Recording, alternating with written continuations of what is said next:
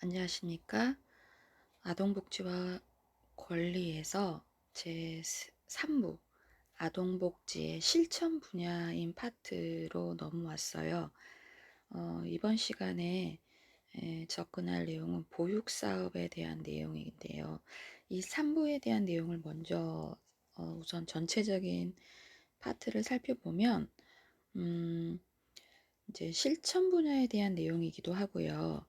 그래서 보육사업, 장애아동복지사업, 아동학대보호사업, 가정위탁보호사업, 입양사업, 시설보호사업 등에 대해서 구체적인 대상이 되는 아동들의 특성에 대해서 살펴볼 거고, 또 그 사업들이 어떻게 현재 이루어지고 있는지 현황에 대해서, 그리고 제공되는 서비스 및 개선되어야 되는 방향에 대해서도 살펴보는 파트가 제 3부이기도 합니다. 그래서 아동복지 실천 분야는 크게 보육사업, 이제 그래서 우리가 지금 이제 보육사업에 대한 부분으로 그 본질적으로 사회적 이슈를 이제 다뤄야 하는 부분이고, 복합적인 분야인 만큼 정부의 보육사업에 대한 적극적인 개입을 통해서 아동의 복리 증진이라든지 가족의 복지 확대를 위해서 노력을 어떻게 해야 하는지에 대한 부분들을 고민해야 되는 것이기도 합니다. 장애 아동 복지 사업 같은 경우는 아직까지 의료와 교육 재활 사업 등의 여러 가지 해결해 나가야 할 많은 과제들이 있습니다. 그래서 그런 부분들에 대해서도 고민하는 시간을 가질 거고요.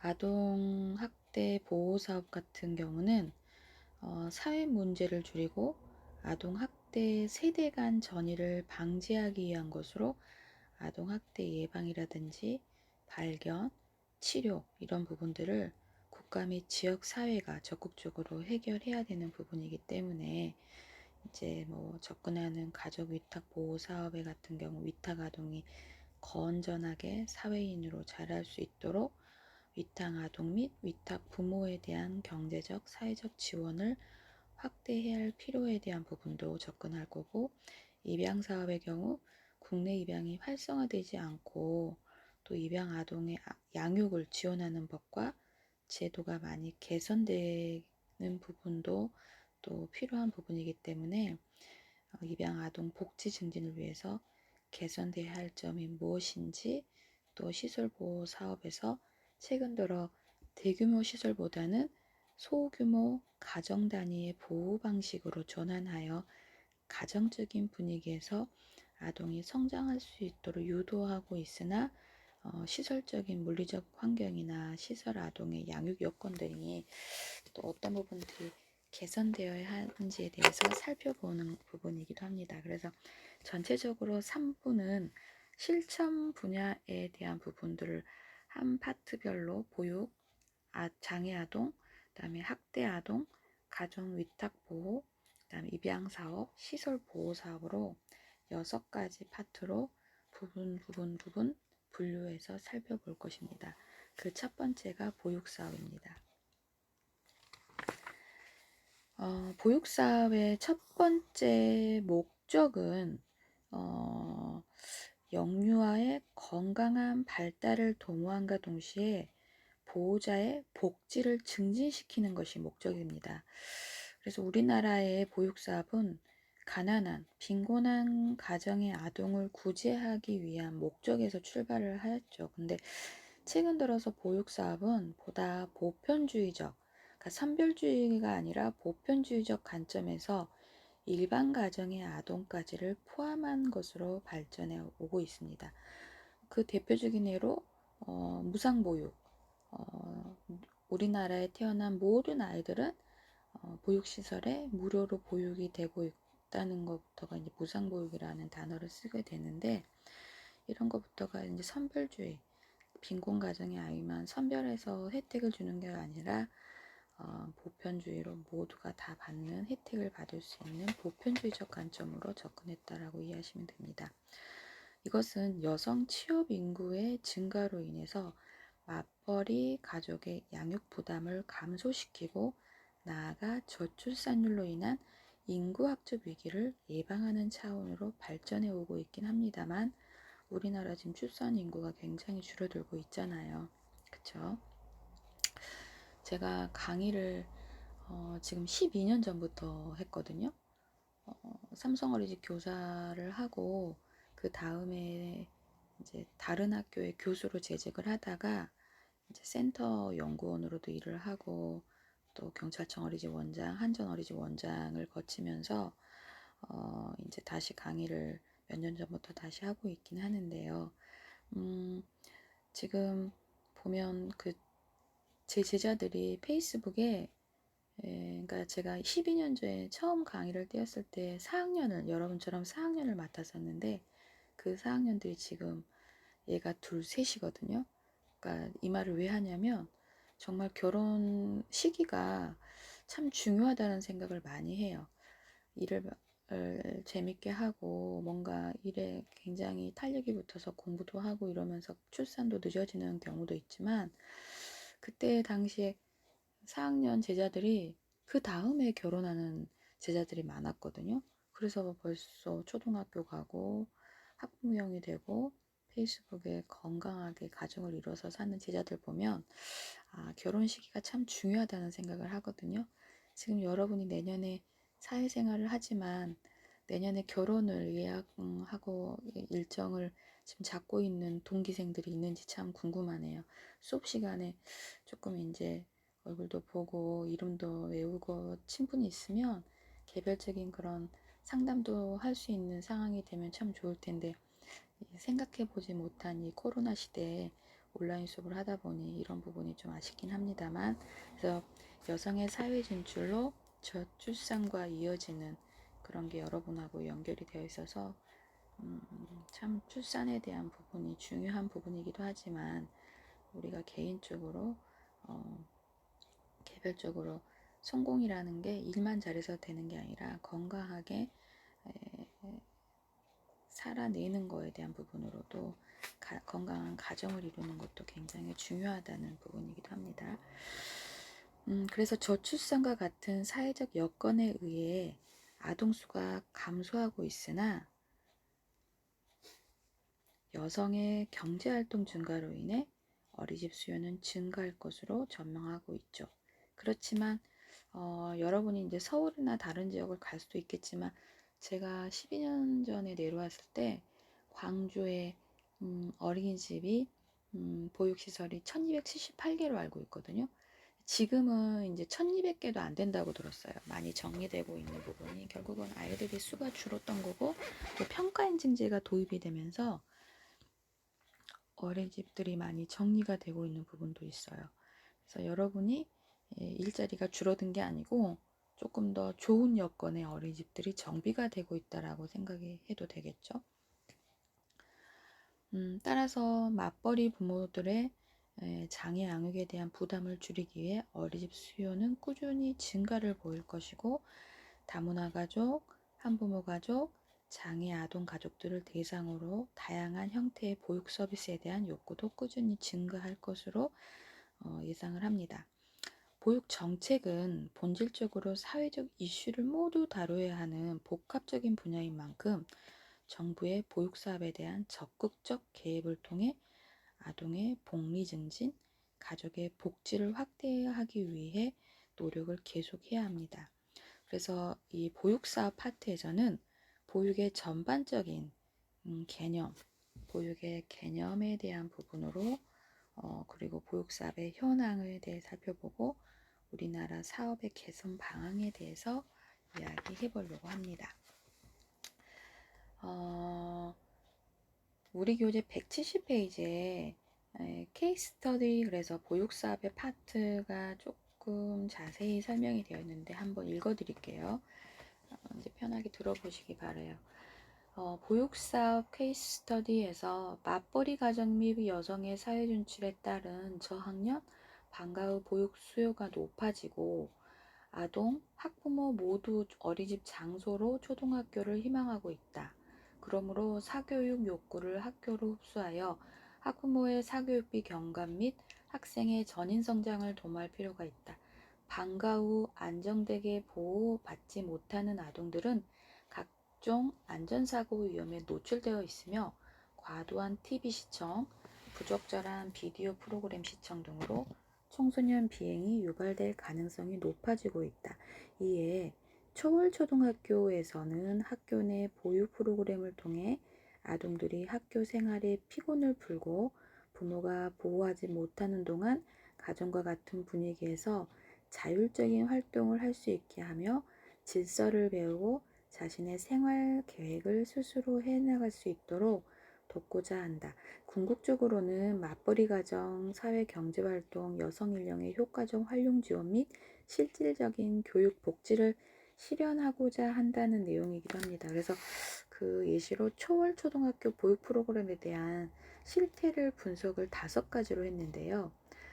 맞벌이 가정과 시설 수용 아동이 많아 학교 교육의 의존도가 높았고, 어린이 놀이시설 및 청소년 문화시설이 별로 없었고, 맞벌이 가정의 자녀들은 저녁 늦게 부모들이 돌아올 때까지 혼자 집을 보거나 사정이 좀 나은 가정의 자녀는 학원에서 시간을 보내고, 또 부모와 집에 있는 시간이 적어 스스로 학습에 대한 기본 습관이 형성되어 있지 않고 초등 보육 프로그램 교육 활동에 활용할 수 있는 시설로는 보육교실, 과학교실, 실험실, 미술실, 컴퓨터실, 도서실 이런 실태들을 분석을 했다고 해요. 그래서 세부 추진 내용을 살펴볼 건데, 그 세부 추진 내용과 그 다음에 운영 효과로 이 케이스 스터디의 보육 사업을 안내를 했습니다. 그래서 첫 번째 추진 내용에 보육 중심 방과 후 학교를 운영하였다고 합니다. 그래서 보육 중심 방과 후 학교 운영은 방과 후 아동 돌봄 수요를 충족하기 위한 보육 중심 프로그램을 운영했고, 프로그램 운영은 과제 지도, 휴식, 간식, 놀이, 수면. 굉장히 좋은데요, 프로그램이. 과제를 지도해 주는 거. 그래서 피아노 학원이 되게 잘 됐던 이유가 레슨은 10분밖에 안 하고 피아노 연습하고 그냥 집에 가는 게 아니라, 피아노 학원에서 이제 그 다음 학원에 가는 텀이 비어 있을 때 피아노 선생님들이 과제를 지도해 주고 가끔 간식도 주고, 그래서 되게 피아노 학원들이 장사가 한참 잘 됐던 시절들이 있었거든요. 유아교육과 나오면 피아노 학원도 차릴 수 있었는데 지금은 법이 바뀌어서 그게 안 된다고 그러더라고요. 제 동기 중에는 피아노 학원에서 되게 아파트 산 친구도 있거든요. 그래서 이 과제 지도가 그 참 이 돌봄, 보육에 굉장히 중요한 부분이기도 하죠. 엄마 아빠가 다 나가서 일을 해버리면 아이들을 돌봐주거나 확인을 해주거나 이런 부분이 중요하기 때문에 휴식과 수면과 놀아주는 것과 안전하게 놀아주는 거죠. 그래서 과제지도, 휴식, 간식, 놀이, 수면. 그다음에 시간 운영은 학생들이 참여할 수 있는 시간에 자유롭게 참여할 수 있도록 운영하는 거. 시설 이용은 기존의 교실형 보육교실과 온돌식 보육교실을 이용하는 거죠. 온돌식 좋네요. 이제 추워지니까 따뜻한 거 참 좋잖아요. 둘째, 보육 프로그램 운영 기간을 2008년 5월, 아주 오래전 이야기네요. 2009년 2월 주 5일로 하여서 보육 프로그램 시간 운영을 학기 중에 1시부터 5시, 토요일에는 휴업, 그래서 틈새 학교로 대체하고 방학 중에는 9시부터 1시까지 운영을 했다고 합니다. 그래서 171페이지 교재를 참고하시면 사진이 흑백이지만 수면실이라든지 개별 사물함이라든지 학교 이제 과제를 할 수 있는 책상이라든지 또 양치도 할 수 있는 세면대라든지 이런 것들이 굉장히 잘 관리되어 있는 아주 옛날 자료이지만 환경은 나쁘지 않습니다. 셋째, 아동의 흥미를 유발할 수 있는 다양한 프로그램을 운영하고, 그 프로그램에는 미술활동, 신체활동, 체험활동, 독서활동, 컴퓨터활동, 창의력 학습, 한자교육, 요리활동으로 미술활동에는 그리기, 종이접기, 만들기가 있고요. 신체활동에는 학생들이 마음껏 뛰어놀 수 있는 신체활동 시간을 매일 1회 30분씩 편성하고, 건전한 집단놀이를 통해 협동심과 양보심을 배양하고 여기에서는 민속놀이나 기구놀이도 할 수 있어요. 체험놀이에는 학생들의 정서 함양에 도움이 되는 영화를 선정하여 주 1회 영화 감상의 날로 운영한답니다. 되게 재밌겠네요. 독서 활동에는 교사가 엄선된 그림책을 아동들에게 구현해주고 아이들이 직접 동화 구연에 참여함으로써 발표력과 표현력, 자신감을 향상시키고 바닥에 앉아 편안한 자세로 교사의 동화 구연을 돌려줌으로써 아동들이 가정과 같은 편안한 분위기를 느끼도록 유도한다고 합니다. 아까 원돌 형식이기 때문에 뭐 엎드려서 아니면 편안하게 가정에서 뒹굴뒹굴 할 수 있는 그런 분위기를 한다는 건 참 좋은 것 같습니다. 컴퓨터 활용에서는 컴퓨터 기초를 배울 수 있는 기회를 제공하고 한자 교육에서는 학교에서 실시하는 인증제 평가 항목 중 하나로 한자를 교육 내용에 도입해서 학교 교육과 연계성을 고려하여 지도하였고 주 1회 요리 체험 활동도 실시한다고 합니다. 재밌겠네요. 운영 효과로는 방과 후 부모 도움을 받을 수 없는 아동의 방과 후 생활을 안전하게 보장함으로써 가족 전체의 생활에 안정을 기하고 초등학생의 초등 보육 프로그램 운영을 통해 사교육비를 절감하게 되겠죠. 또 학교 교육의 미진한 부분을 보완하여 아동의 흥미, 욕구를 충족시킬 수 있는 활동을 증진시키고 학습 및 생활지도 등을 통해서 아동의 건전한 성장을 도모하고 또 아동들의 집단 생활을 통해서 사회성을 기르고 사고력 신장과 창의성 개발에 역점을 두어 도덕성, 고정합니다. 자율적, 자주적, 창의적 인간을 형성할 수 있고 여성의 사회 진출 급증에 따른 보육, 학습 수요 지원을 통하여 여성 인력 활용의 극대화 및 교육 복지를 실현하고 또 6번째로 학부모의 요구에 따른 방과 후 교육 활동으로 사교육 대체 효과 아까 뭐 한자 교육이라든지 컴퓨터 기초라든지 뭐 공교육의 신뢰를 구축한다라고 되어 있거든요. 되게 좋은 프로그램들이 정말 많은 것 같네요. 그 옛날에. 그래서 저는 사실 그 시골 학교에 아이들이 줄어든다고 하는데 굉장히 매력적이라는 생각이 들더라고요. 작년엔가 그 1분반 수업하시는 조홍재 박사님하고 그런 얘기를 한 적이 있거든요. 화순에 초등학교에 그 시골 살아보기 같은 프로그램들을 많이 하는데 그 중에 하나가 초등학교 입학을 하면 집을 주는 프로그램을 하수군에서 시행을 했었어요. 그러니까 초등학교 학교의 인원이 너무 줄어서 학교가 폐교될 위기가 있어 보니 하수군청과 교육청과 머리를 싸매고 이제 그 거주지를 집을 지원한다는 거죠. 그래서 초등학교 입학을 하면 시골 집을 이제 뭐 굉장히 뭐 이렇게 살 수 있는 집을 준다는 거죠.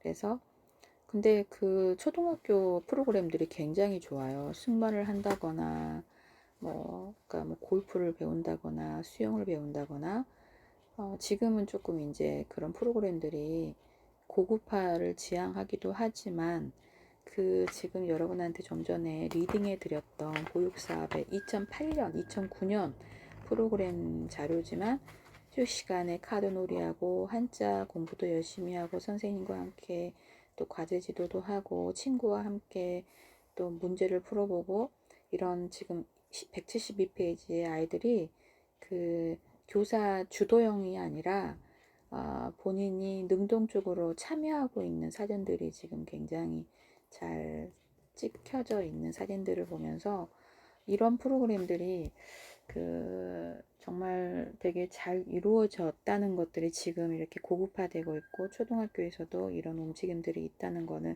되게 좋은 방향성이라고 저는 생각을 합니다.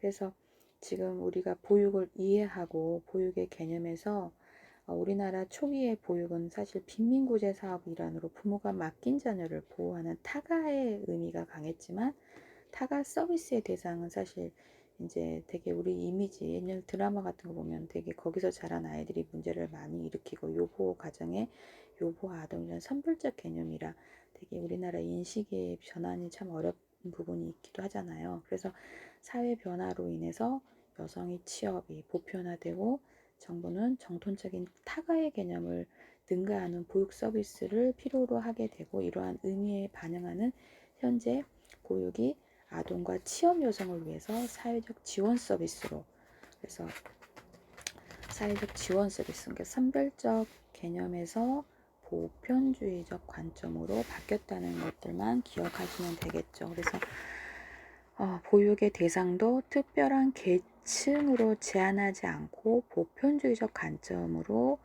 이제 논의가 되고 있는 부분이고, 이러한 관점에서 우리나라의 영유아 보육법은 보육이란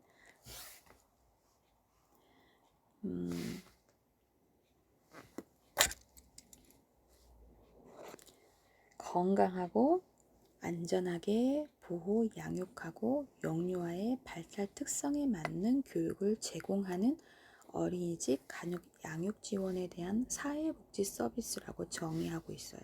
다시 말씀드리면 보육이라는 것은 우리나라 영유아 보육에서 지정하고 있는 영유아를 건강하고 안전하게 보호, 양육하고, 이런 걸 시험에 내면 여러분이 논술할 수 있겠죠.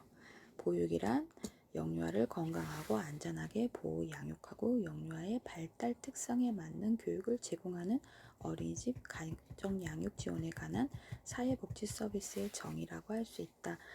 영유아 보육법에서 정의하는 보육이란 무엇인가요? 그러면 여러분이 썩술할 수 있으셔야 된다는 걸 시험에 힌트로 드렸습니다. 보육은 영유아와 안전하고 쾌적 환경에서 건강하게 성장할 수 있도록 영유아의 이익을 최우선적으로 고려하여 제공하여야 하며, 또 영유아의 자신이나 보호자의 성이나 연령, 종교, 사회적 신분, 또 재산, 장애라든지 인종 및 출생 등에 따른 어떠한 종류의 차별도 받지 않는다는 것을 영유아 보육법 3조에 정해졌다고 해요. 이런 게 정해졌다는 건 기존에 이런 차별이 있었다는 반문을 가질 수 있겠죠. 그래서 보육의 목적을 심신의 보호와 건전한 교육을 통하여 영유아를 건강한 사회 구성원으로 육성함과 동시에 보호자의 경제적, 사회적 활동을 원활하게 함으로써 가정복지 증진에 기여하는 것을 삼고자 한다는 것이 보육의 목적입니다.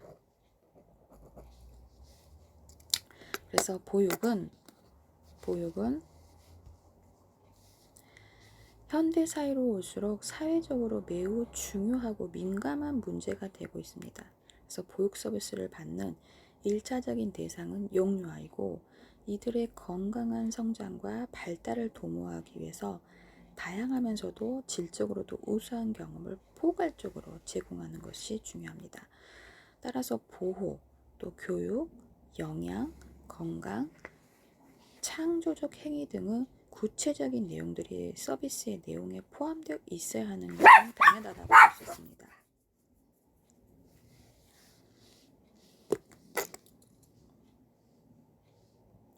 그래서 보육 서비스는 아동의 발달적 욕구를 충족시키기 위한 목적 기능 외에도 부모와 가정, 지역사회 욕구에도 포괄하는 서비스를 고민해야 되는 부분이죠. 그래서 현장에 가시면 여러분들이 사실 교사 초임 1년차 때요. 초임 1년차 때 사실 애들 보기만도 벅찬 게 이제 교사 생존기인 1년차 초임 시기이기도 한데,